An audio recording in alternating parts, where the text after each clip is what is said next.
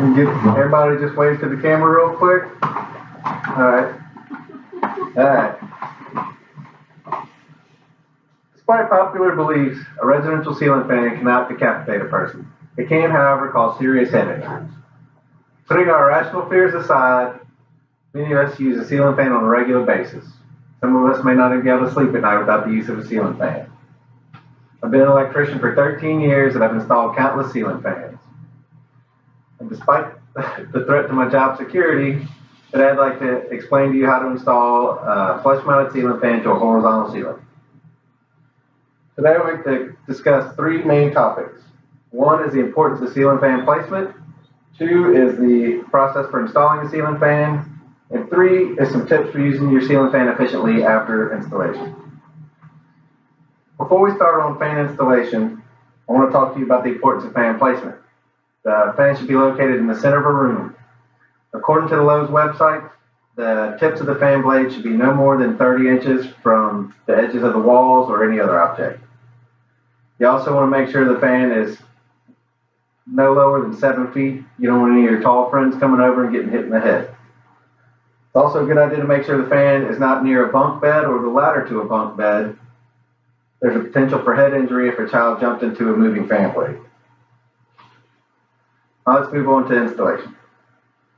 First thing you want to do is read the manufacturer's instructions before getting started. And the next step is to make sure that power is shut off at the panel, and then you want to go to the switch on the wall and make sure it's in the off position. And if you have a tick tester, you can take your tick tester and stick it up in the junction box and make sure that the wires are dead.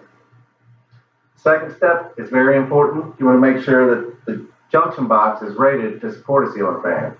According to the 2011 National Electric Code, section 314.27C, the fan box should be rated to support 35 pounds and up to 70 pounds. The box will be clearly marked for what it's rated for. Next step is to install the fan mounting bracket. You're going to mount it to the junction box, and you want to make sure it's very secure because it's what actually supports the weight of the fan. Now hang the fan body from the hook that's on the mounting bracket. You want to follow the manufacturer's instructions for tapping the wires from the junction box to the wires on the ceiling fan. It's important to follow the directions so that there's no fire hazard or you don't cause any damage to the fan. After you've tapped the wires, you want to neatly tuck them into the junction box, and then you can secure the fan body to the mounting bracket using the screws provided. Next, you want to attach the fan blades according to the manufacturer's directions. If your fan comes with a light fixture, now's the time to install the light fixture. You can put the light bulbs in and then install the globe. After you've done that, you can go turn the power back on at the electrical panel, and then you can turn the switch on, make sure the fan works. And the last step is to test and balance your fan according to the manufacturer's guides. Now that we've installed the ceiling fan, I'd like to share with you a few tips for making sure it runs efficiently. The first tip is to make sure and dust your ceiling fan on a regular basis. The dust can build up on it after time and it causes the ceiling fan to wobble. It also spreads dust all over the room. The second tip is to not leave the fan on while nobody's in the room. A ceiling fan doesn't actually cool a room. All it does is circulate the air and cools your body temperature down. So if no one's in the room, all you're doing is wasting electricity. And my third tip is to make sure the fan is rotating in the proper direction.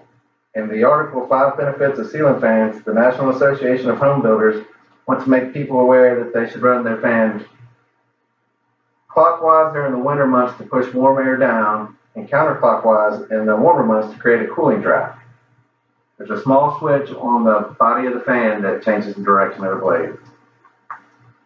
In conclusion, I've explained how to safely install a flush-mounted ceiling fan.